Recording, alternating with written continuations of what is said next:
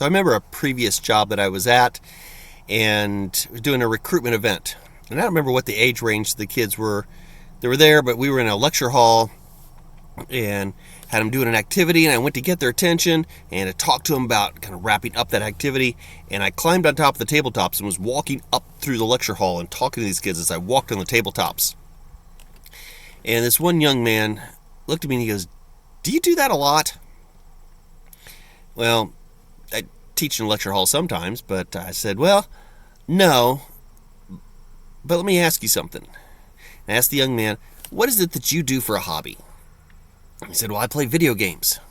I said, "All right, let me ask you this. Let's say that you get a new video game.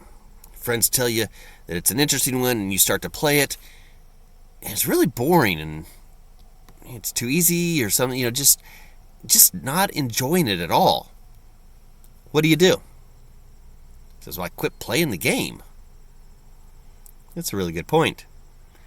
In my classroom, I try and make things interesting.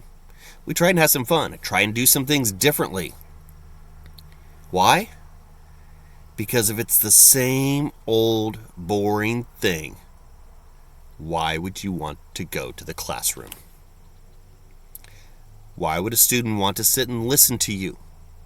Why would they want to behave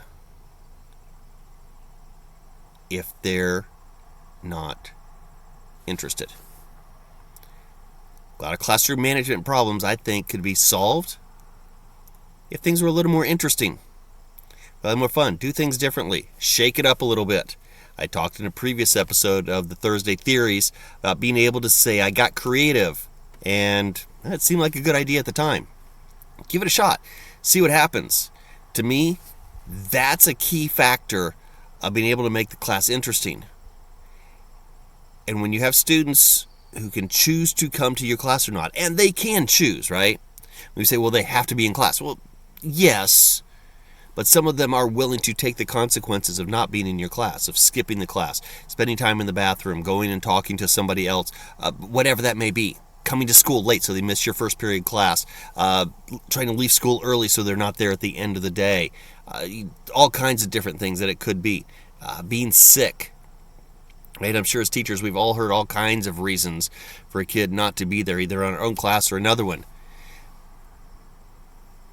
But many times it's because they don't want to be there for some reason.